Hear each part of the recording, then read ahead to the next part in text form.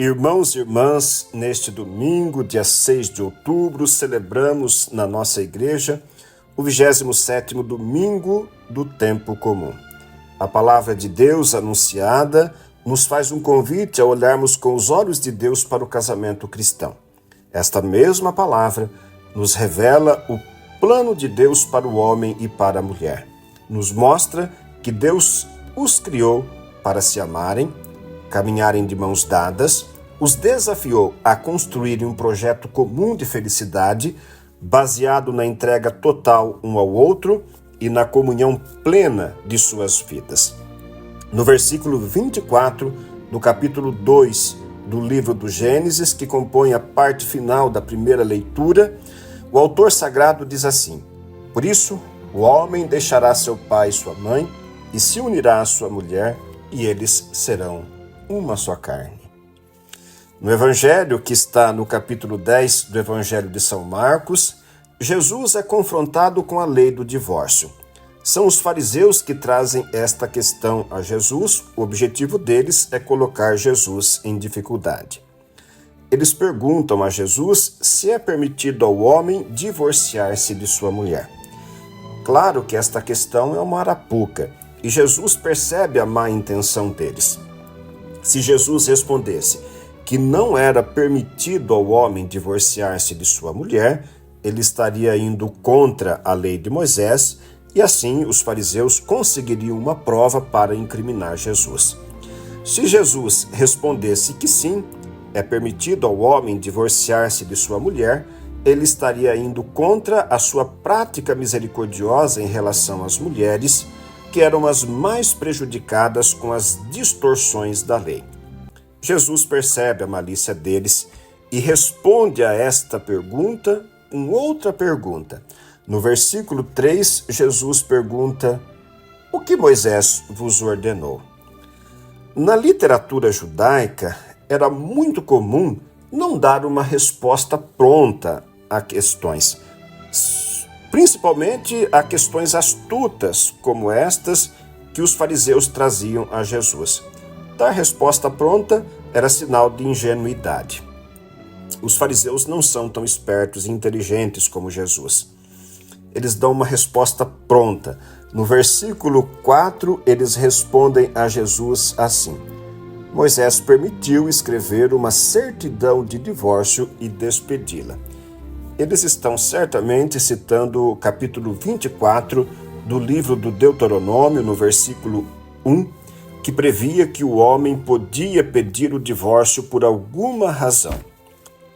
Jesus, no versículo 5, os responsabiliza por causa disso.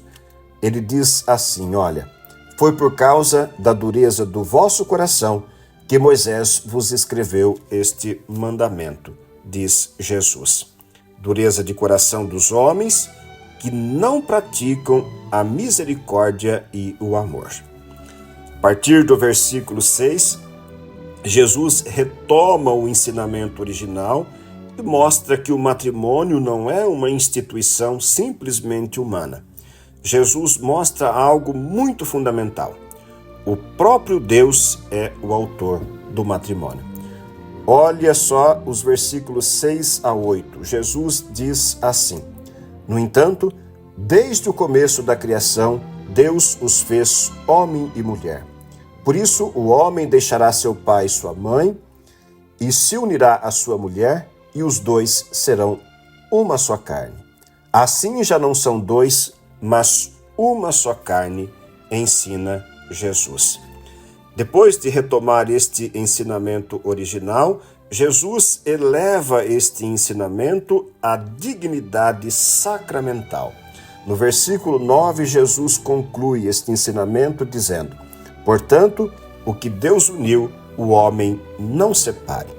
Aqui nós temos a fundamentação bíblica do sacramento do matrimônio.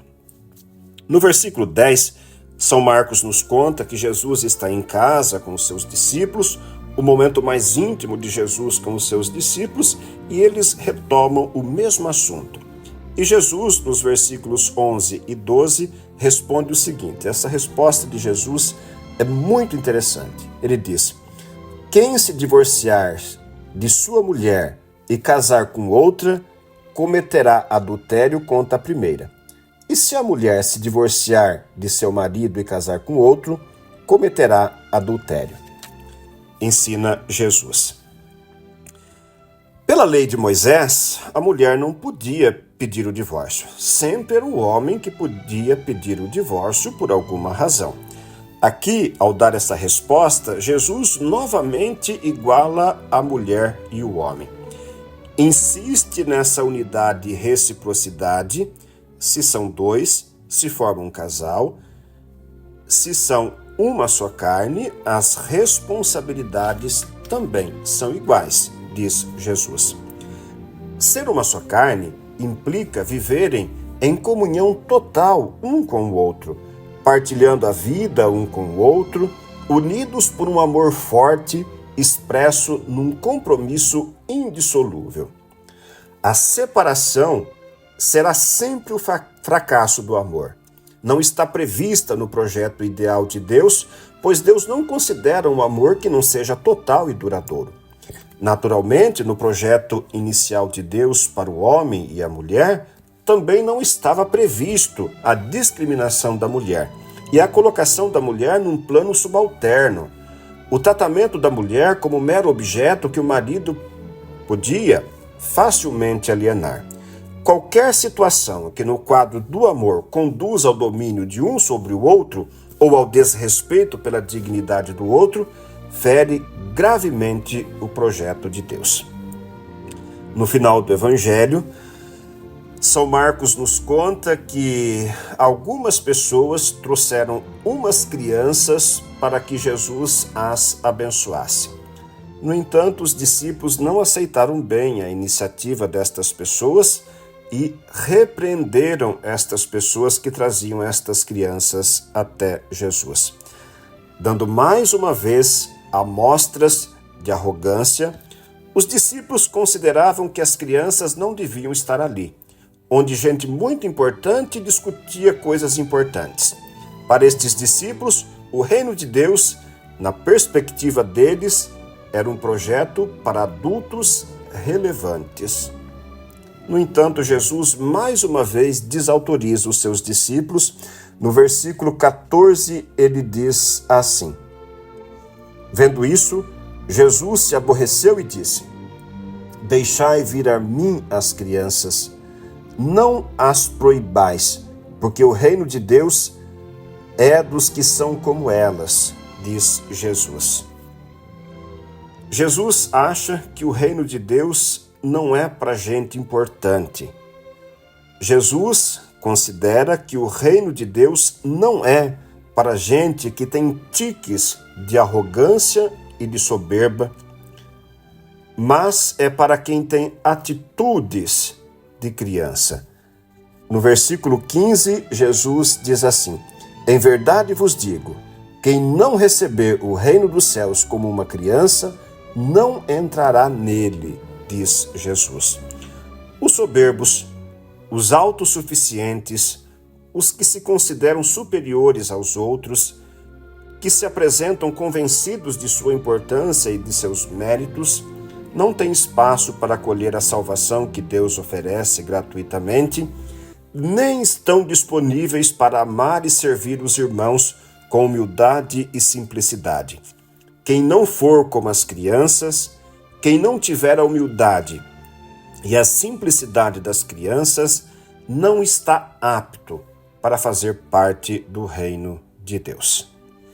Para terminar esta reflexão, queridos irmãos e irmãs, deixo uma pergunta que pode ajudá-los na meditação, na reflexão e trazer para a própria vida, para o próprio coração, este valor dos ensinamentos de Jesus neste Evangelho.